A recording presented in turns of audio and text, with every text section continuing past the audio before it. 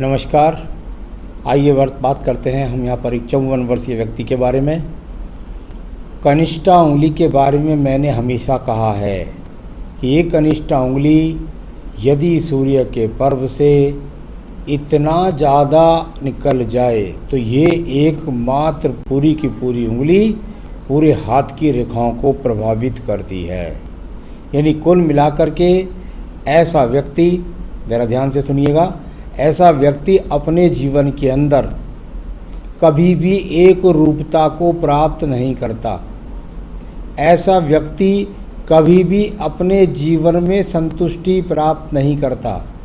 ऐसे व्यक्ति के अंदर बढ़ चढ़ के बोलना, बढ़ चढ़ के उम्मीदें पालना, ये इसके भाग्य में लिखा होता है। और सबसे बड़ी बात यह है कि ऐसा व्यक्ति कभी भी अपने जीवन में संतुष्ट नहीं होता।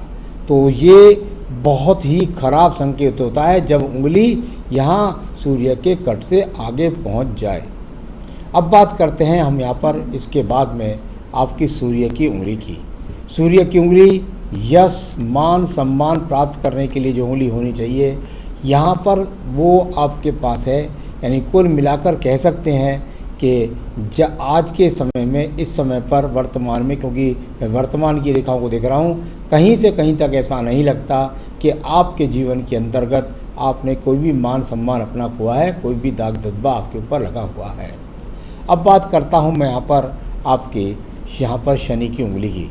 शनि की उंगली जानी जाती है यहाँ धन की स्थिति के लिए। यहाँ कुल मिलाकर के खड़ी रेखाएं भी हैं, पर्वत भी लगभग अनुकूल हैं, थोड़ी थोड़ी आर्ची रेखा हैं। ये मैं मानता हूँ कि हाँ, बहुत ज़्यादा मजबूत स्थिति नहीं है धन की, लेकिन किसी प्रकार से कमी भी नहीं है।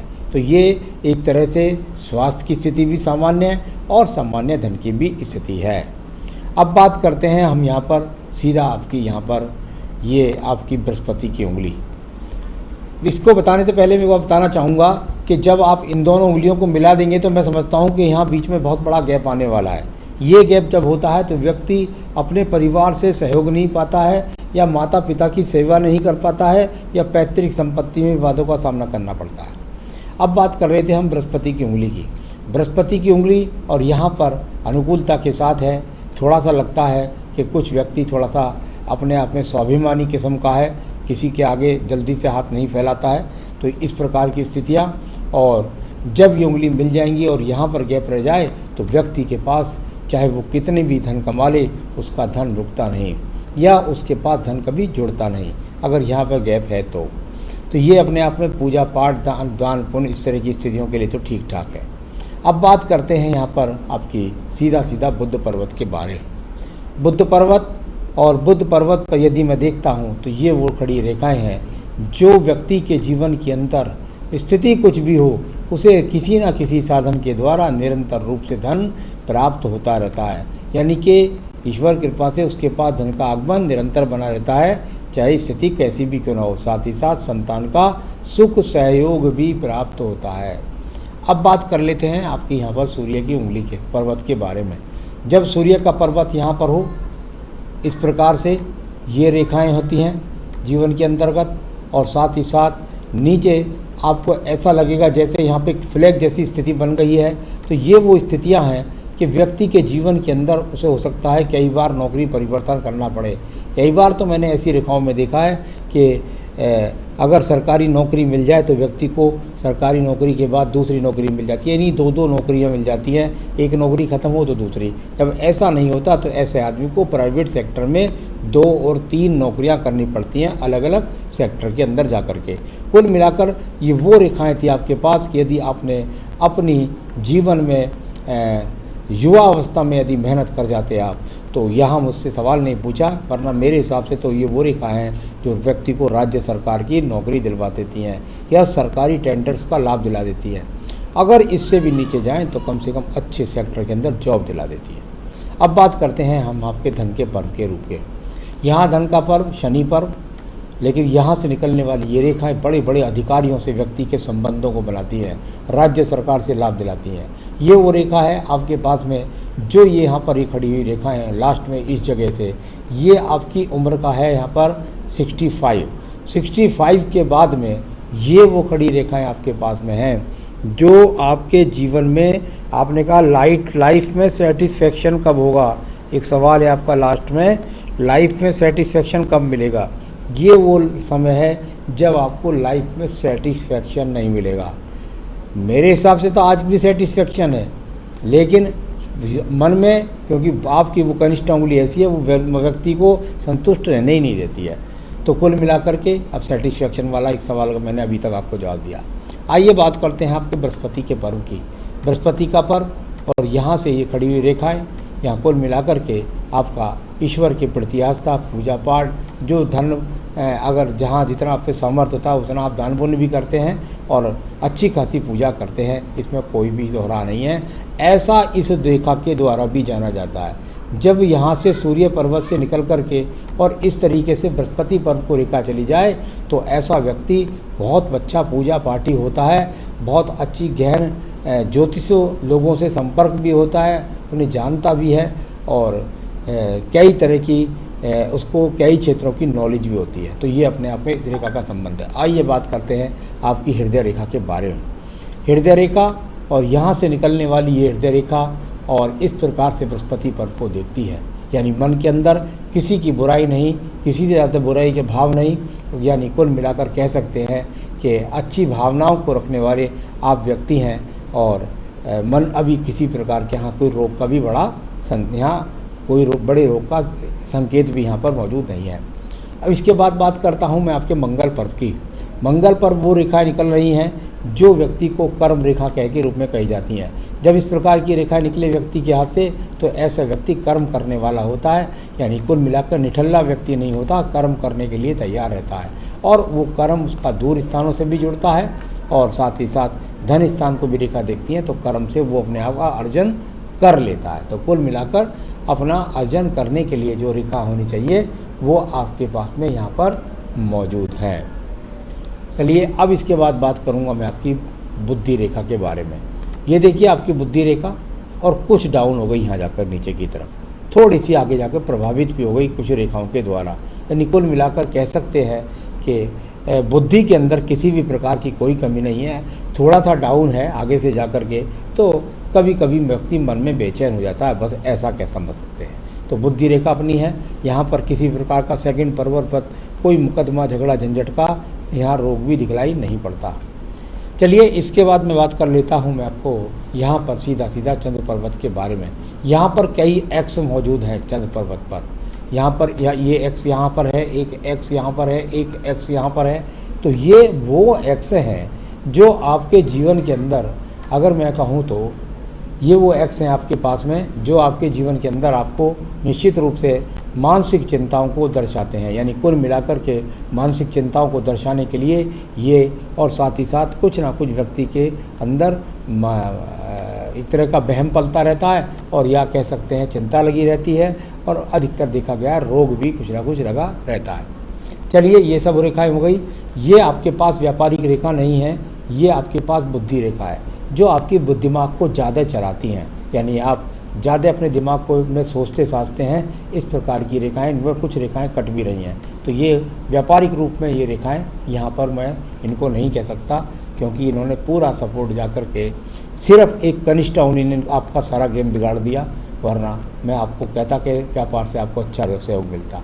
शुक्र पर्वत से निकल कर के ये रेखा जाए तो यहाँ कह सकते हैं कि पत्नी आपको सहयोग करने वाली है, बस इतना भर कह सकते हैं, या पैतृक संपत्ति भी मिल जाती है। अब बात करता हूँ यहाँ पर मैं आपकी सीधी भाग्य रेखा की। भाग्य रेखा भी शुक्र पर्व के अंदर से निकली है, यानी कि परिवार से मजबूती लेकर के चलने वाली भाग्य रेखा, और यहाँ लगातार एक ही लाइन में, यानी किसी भी एक चीज़ के आप एक्सपर्ट हैं, उसी लाइन के अंदर आप अपना पूरा का पूरा जीवन व्यतीत कर देंगे। एक सहायक रेखा बराबर से निकली है, तो ये इनका मतलब होता है कि दूर स्थानों से जुड़ना, भागदौड़ करना, इस तरह की स्थितियाँ कभी कभी देखने में आता है। पत्नी का सहयोग भी मिल जाता है। अब बात करते हैं हम यहाँ पर सीधा आपकी मंगल रेखा के बारे में। मंगल रेखा ये संजीवनी रेखा के रूप में है, यानी हर स्थिति में आपको निकाल करके ले आती है और समस्या को हल करवा देती है। शुक्र पर्वत की बात करता हूँ। सामान्य रूप से शुक्र पर्वत पर बहुत सारे एक्स के जन हैं, यानी अच्छे संसाधनों की बात करें तो वो अच्छे संसाधन जैसा आप चाहते हैं वैसे संसाधन नहीं है, वैसे संसाधनों की सामान्य रूप से कोई कमी नहीं है। आयु रेखा की बात करता हूँ, लगभग जाकर मणिबंध के पास तक पहुँच जाती है, यानी कुल मिलाकर आयु रेखा आपके पास में यदि कहूँ तो जीवन में बचपन में ही कोई स्थान परिवर्तन का सामना करना पड़ा होगा, और साथ ही साथ ये रेखा पहुंच गई आपकी आयु रेखा 74-75 वर्ष की। तो अब ये आयु रेखा भी अच्छी है। आइए आपके सवालों के जवाब लेते हैं। मेरे लिए जॉब और बिजनेस कौन अच्छा रहेगा और किस चीज़ में बिजनेस करूं? बिल्कुल भी किसी बिजनेस में आप हाथ मत आजमाइएगा। आपके लिए बिजनेस का यहाँ पर नुकसान करने के अलावा आप कुछ भी प्राप्त नहीं करेंगे। मुझे सर्विस कब तक मिलेगी? मेरे हिसाब से तो सर्विस आपको पहले भी रही है। हो सकता है कि किसी कारणवश आपकी अधिकतम बातों से बोलने के कारण या किसी से मुंहजोरी होने के कारण इस तरह से की स्थिति के, या लॉकडाउन के कारण किसी न किसी कारण से अगर स्थिति आपकी छूट गई है तो ये आपको बहुत जल्दी, मैं समझता हूँ लगभग उसके लिए 6 से 7 महीने के अंदर आपको ये सब कुछ मिल जाएगी। मेरा बुढ़ापे में आर्थिक स्थिति कैसी रहेगी? बहुत बेहतरीन वाली, 65 के बाद बहुत बेहतरीन वाली। स्वास्थ्य कैसा रहेगा? नॉर्मल रूप से अभी ठीक ठाक स्थिति है, किसी भी बड़े रोग की स्थिति खराब नज़र नहीं आती। तो ये तो बाकी आयु के अनुसार आपको अपने खान पान का तो इम्तिहान तो रखना ही चाहिए। मेरा अच्छा समय कब से कब तक रहेगा? मेरे हिसाब से मैं इस बात को ऐसा नहीं समझता कि ये बहुत ख़राब हाथ रहा है, लेकिन आपके एकमात्र कनिष्ठ उंगली ने ऐसा गेम बिगाड़ दिया कि जिसकी वजह से आप अपने जीवन में ऐसा महसूस करते हैं कि जो है मेरे साथ में कुछ एक तरह से स्थिति अनुकूल नहीं है या ज़्यादा अच्छा नहीं हो। ये कनिष्ठ उंगली आपको स्थिर नहीं रहने देती है। तो सेटिस्फेक्शन के लिए पूछ रहे हैं आप मन से संतुष्ट होने की आपको ज़्यादा ज़रूरत है। वैसे कोई इतनी ज़्यादा परेशानी वाला हाथ नहीं है। एक रेखा और भी यहाँ से भी निकल रही है, ये शुक्र पर्व से निकल करके जा रही है, तो व्यक्ति को पत्नी का भी सहयोग मिलता है। तो चलिए, बच्चों का भी सहयोग मिलता है, पत्नी का भी सहयोग मिलता है। तो ये सब मैंने आपकी रेखाओं पर्वतों को बताया। अब मैं आपको कुछ उपाय बताना चाहूँगा और कुछ एक बात भी जरूर करना चाहूँगा। आपने पन्ना भी पहन रखा है, आपने माणिक्य भी पहन रखा है, आपने नीलम भी पहन रखा है, आपने पुखराज भी पहन रखा है। आपने जहाँ पर चारों रतन पहने हुए हैं, 4 रतन, यानी कि आपने स्वयं एक हाथ में 4 रतन करके इनकी जो रत्नों की इनकी किरणें होती है, इनकी जो रेज है वो बॉडी के अंदर काम करती है। और जब ये किरणें बॉडी की चारों टावर से अंदर जाती हैं तो ये व्यक्ति के अंदर उसको एक रूपता के रूप में रहने नहीं देती और उसके अंदर हलचल मचाए रखती है, यानी ग्रहण शक्तियों का आपस में संघर्ष। यहाँ इतनी सारी कंगूठी, कभी कोई सी किसी उसमें पहन लिया, आपने पन्ने को चांदी की जगह पीतल में पहन लिया, या चलो तांबे को अपने माणिक में पहन लिया, तो चलो ठीक है, लेकिन नीलम को भी पहन लिया। और साथ में नीलम का टकराव लगातार, आप लगातार उसके माणिक्य से साथ कर रहे हैं, यानी आप तो स्वयं अपने रत्नों का महायुद्ध आप कर रहे हैं। जब तक ये महायुद्ध चारों उंगलियों का हाथ में रहेगा, आपके जीवन के अंदर कभी भी आप शांति नहीं रह सकते। ये हो सकता है किसी से लड़ भी बैठते हो। तो उस चीज़ों को अगर सही करना है तो मेरी तरफ से सिर्फ और सिर्फ पन्ना तो बिल्कुल पहनना ही नहीं है। पहले लंबी इतनी उंगली है और उसके बाद आपने पन्ना और पहन लिया, तो कैसे स्थिर रखेंगे आप दिमाग को?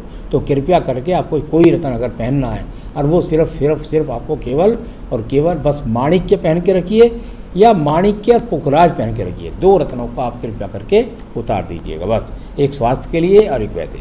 आइए मैं बताता हूँ आपकी पूजा में आपकी स्थिति को मजबूत करने के लिए आप क्या करें। संकट नाशन गणेश स्रोत का पाठ करें, संकट नाशन गणेश स्रोत का पाठ करें, और साथ ही साथ दारिद्र्य दहन का पाठ करें। दारिद्र्य दहन, बस 2 पूजा करें, अपने जीवन में सुखी रहें। यही मेरी शुभकामनाएं। नमस्कार।